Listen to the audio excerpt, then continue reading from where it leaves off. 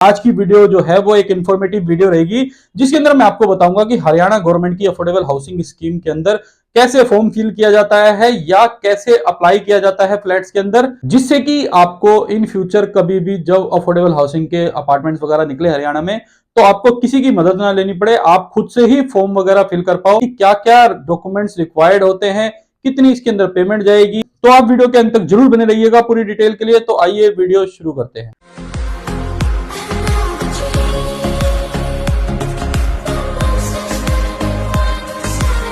नमस्कार दोस्तों, स्वागत है आपका मेरे YouTube चैनल पर। दोस्तों, आप लोगों को पता है मैं आपके साथ डेली बेसिस पे रेजिडेंशियल और कमर्शियल प्रॉपर्टीज की वीडियो शेयर करता रहता हूं, लेकिन आज जो मैं वीडियो आप लोगों के साथ शेयर कर रहा हूं ये एक इंफॉर्मेटिव वीडियो रहेगी, जिसके अंदर मैं आप लोगों के साथ हरियाणा गवर्नमेंट की जो अफोर्डेबल हाउसिंग स्कीम आ रही है, आज रात को भी स्टार्ट हो जाएगी वो स्कीम, उसके अंदर कैसे आप फॉर्म फिल कर सकते हो या इन फ्यूचर जो अफोर्डेबल हाउसिंग के प्रोजेक्ट्स आने वाले हैं हरियाणा के अंदर, उसके अंदर कैसे अप्लाई कर सकते हो, उस बारे में मैं आपको पूरी इंफॉर्मेशन दूंगा। तो दोस्तों, सबसे पहले हम बात करते हैं कि इन अफोर्डेबल हाउसिंग स्कीम को भरने के लिए आपको क्या क्या डॉक्यूमेंट्स रिक्वायर्ड होते हैं। स्कैन्ड आधार कार्ड आपके पास होना चाहिए, स्कैन्ड पैन कार्ड आपके पास होना चाहिए, स्कैन्ड पासपोर्ट साइज फोटोग्राफ्स भी आपके पास होनी चाहिए। इसके अलावा बैंक डिटेल्स भी होनी चाहिए, जिसकी क्या अकाउंट नंबर है, क्या उसका आईएफएससी कोड है, क्या ब्रांच की जो एड्रेस है, और एफिडेविट रिक्वायर्ड है। ये कुछ जो डॉक्यूमेंट्स होते हैं वो रिक्वायर्ड होते हैं। इसके अलावा दोस्तों, ये जब आप अफोर्डेबल हाउसिंग स्कीम को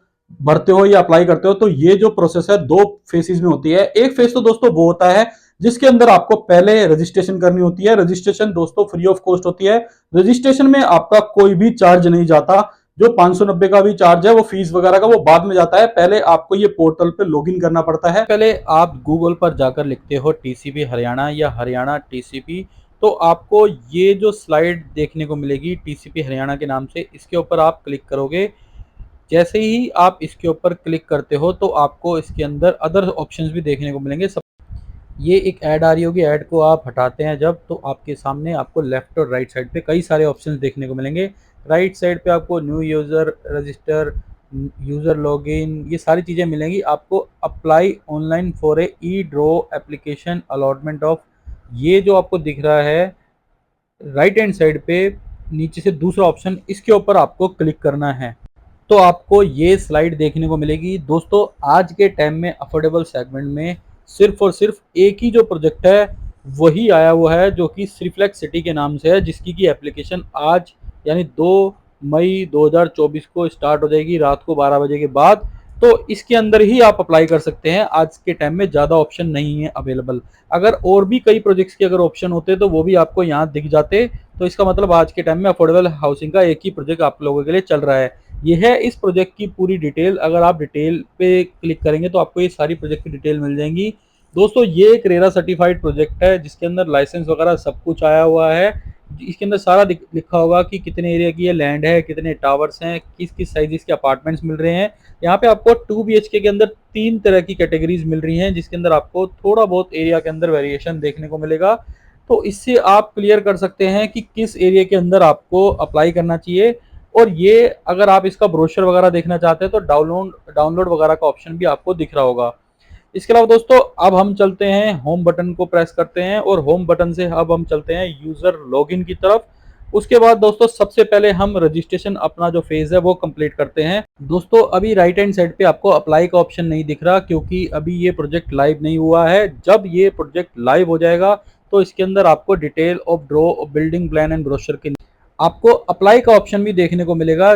जब ये प्रोजेक्ट लाइव हो जाएगा आज रात के बाद, तो आप इसके अंदर अप्लाई कर पाएंगे। अभी ये प्रोजेक्ट है, लाइव नहीं हुआ है दोस्तों। उसके बाद स्टार्ट होती है हमारी रजिस्ट्रेशन पॉलिसी। जब आप यूज़र रजिस्ट्रेशन पर क्लिक करते हैं तो आपको ये सारी बेसिक डिटेल डालनी पड़ती है, जिसके अंदर आपको ईमेल आईडी, पासवर्ड, आपका contact number, name of applicant, आप किसके सन हैं, डॉटर हैं, वाइफ हैं, ये सब चीज़ें आपको बेसिक डिटेल इसके अंदर जब आप डालते हैं, तब नीचे कैप्चा का ऑप्शन आता है, जिसके अंदर आप अपनी ये जो सारे सामने आपको कैप्चा दिख रहा होगा वो भी डाल के आप जब नीचे रजिस्टर पे क्लिक करते हैं तो आपके सामने ये OTP आपसे डिमांड आती है। ये आपके कॉन्टैक्ट नंबर पर OTP आता है।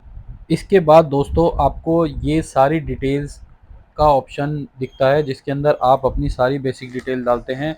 इसके अंदर आपको Aadhaar card, PAN card, bank detail, आपके पासपोर्ट साइज़ वगैरह, फ़ोटो वगैरह सब कुछ डिटेल डालनी पड़ती है। जिसके अंदर एक चीज़ मैं आपको बता देता हूँ, जो भी आप बैंक डिटेल डालोगे वो डिटेल होगी जिसके अंदर अगर आपका फ्लैट नहीं निकलता तो आपको इसके अंदर जो अमाउंट है वो रिफ़ंड आएगा।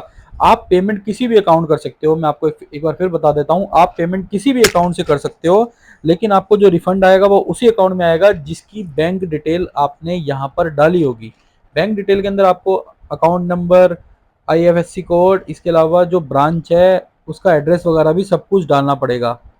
उसके बाद एग्री का ऑप्शन आएगा, टर्म एंड कंडीशन को एग्री करने का, तो आप उस पर जैसे ही क्लिक करते हैं और एग्री करते हैं, फिर आपसे कुछ डिटेल मांगी जाती हैं जिसके अंदर आपको डॉक्यूमेंट अपलोड करने होते हैं एप्लीकेंट के सारे।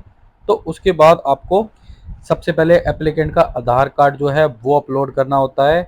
आप यहाँ पे देख सकते हैं, इसके अंदर जो आधार कार्ड है वो अपलोड करना होगा, 20 MB से नीचे का साइज़ होगा उसका, वो आप अपलोड करेंगे। फिर आपको जो अगला ऑप्शन आएगा उसके अंदर आपको पैन कार्ड अपलोड करना पड़ेगा। पैन कार्ड के बाद इसके अंदर आपको अपनी पासपोर्ट साइज़, फ़ोटोग्राफ वगैरह सब कुछ अपलोड करनी पड़ेगी।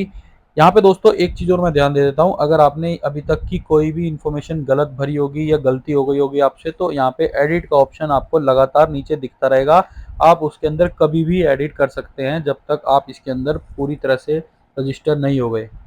जब ये सारी चीज़ें आप बेसिक डिटेल वगैरह सब भर देते हो, उसको ये कंप्लीट प्रोफाइल रजिस्ट्रेशन का ऑप्शन दिख रहा होगा। जैसे ही आप यहाँ पे इसको ब्लू जो दिख रहा है आपको, इस पर क्लिक करेंगे कंप्लीट प्रोफाइल रजिस्ट्रेशन के ऊपर, तो आपकी रजिस्ट्रेशन प्रोसेस कंप्लीट हो जाएगी। रजिस्ट्रेशन प्रोसेस के बाद दोस्तों अब आपको जो है लॉगिन पर जाना है। जब आप लॉगिन पर क्लिक करते हो तो आपको अपनी ईमेल आईडी और पासवर्ड एंटर करने होते हैं जिसके थ्रू आपने अभी लॉगिन किया था या अपना रजिस्ट्रेशन किया था। उसके बाद दोस्तों आपको यहाँ पे जब लॉगिन करोगे उसके बाद आपको एक ओटीपी देना होगा जो आपको रिसीव होगा। जब आप वो ओटीपी सबमिट कर दोगे तो आपको अप्लाई का ऑप्शन भी दिखने लग जाएगा जो कि पहले आपको नहीं दिख रहा था रजिस्ट्रेशन से पहले। उसके बाद फिर से आपको अपनी जो बेसिक डिटेल डालनी पड़ी थी। आप लोग ये सोच रहे होंगे कि अब हम दोबारा अपनी डिटेल क्यों डाल रहे हैं, क्योंकि हम पहले रजिस्टर कर चुके हैं। दोस्तों वो जो डिटेल्स वगैरह आपने भरी थी वो रजिस्ट्रेशन के लिए भरी थी। अब जो डिटेल आप भर रहे हो वो फॉर्म अप्लाई के लिए भर रहे हो या अपना जो है एप्लीकेशन लगाने के लिए भर रहे हो। इस अफोर्डेबल हाउसिंग के अंदर आपको फिर दोबारा अपनी बेसिक डिटेल भरनी पड़ेगी। इसके अंदर आपको अपनी बैंक डिटेल, अपनी डिटेल, आधार डिटेल, पैन डिटेल, इसके अलावा पासपोर्ट साइज फ़ोटो, इसके अलावा आपको इसके अंदर आपको नॉमिनी की डिटेल भी डालनी पड़ेगी। तो सारी डिटेल आप इसके अंदर जब अपलोड करेंगे तो उसके बाद आपको अदर ऑप्शन दिखेगा। डिटेल्स डालने के बाद आपको सबमिट करना पड़ेगा। उसके बाद आपका फॉर्म जो है वो पूरा भर जाएगा। ये सारे ऑप्शन दिख रहे होंगे, पहले category, documentation, registration, application fees, final submission, ये सारे ऑप्शंस दिख रहे होंगे। तो पहले आप फॉर्म कंप्लीशन वाली जो आप प्रोसेस है वो कंप्लीट कर चुके हैं। अब आपको डिसाइड करनी होती है अपनी कैटेगरी। कैटेगरी के अंदर आपको ये 3 ऑप्शन दिखते हैं, प्रधानमंत्री आवास योजना, जनरल कैटेगरी और 5% डेवलपर कोटा। प्रधानमंत्री आवास योजना अगर आप भरते हैं तो आपका जो रिजेक्शन के चांसेस है वो ज़्यादा होते हैं, इसलिए आप जनरल कैटेगरी को ही भरें। कैटेगरी भरने के बाद आपको इसके अंदर सबमिट करना पड़ता है। सबमिट जैसे ही आप करते हैं तो फिर आपको ये डॉक्यूमेंट्स का ऑप्शन मिलता है। इसके अंदर आपको आधार कार्ड, पैन कार्ड, अपना एफिडेविट वगैरह सब कुछ जो है वो यहाँ पे अपलोड करना पड़ता है। उसके बाद आपको ये जो रजिस्ट्रेशन फीस वाला ऑप्शन है वो दिखता है। इसके अंदर आप सिलेक्ट करते हैं अपनी कैटेगरी, ये ऑटोमेटिकली सिलेक्ट हो जाती है क्योंकि आप पहले ही सिलेक्ट कर चुके हैं। उसके बाद ये 590 रुपये पे करने पड़ते हैं। 590 जब ये पे के ऑप्शन पे आप जाते हो तो जैसे ही पे के ऑप्शन पे क्लिक करते हो तो सीधा आपको जो है जो पेमेंट है वो आपके लिए आ जाएगी, पे करने के लिए ऑप्शन आ जाएगा। आप किसी भी तरह इसको पे कर सकते हैं। कई सारे पेमेंट गेटवे आपको इसके अंदर देखने को मिलते हैं। आप debit card, credit card, UPI banking, net banking किसी भी तरह से इसके अंदर पेमेंट कर सकते हैं। फिर आपको इसके अंदर रजिस्ट्रेशन फीस जो है वो पे करनी होती है, वो आपके आ जाएगी अकॉर्डिंगली जो भी आपने कैटेगरी डिसाइड की होगी। सेम प्रोसीजर रहेगा पेमेंट का, ऐसे सारा कुछ आप कर सकते हैं पेमेंट।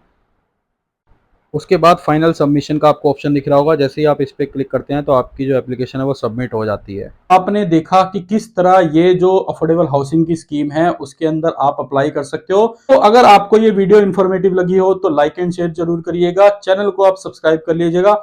अगर आप अभी भी कोई जो इशू है वो फेस कर रहे हैं फॉर्म फिलिंग को लेके या प्रोजेक्ट में अप्लाई करने को लेके, तो आप मुझसे एनी टाइम कोऑर्डिनेट भी कर सकते हैं वाया व्हाट्सएप और वाया कॉल।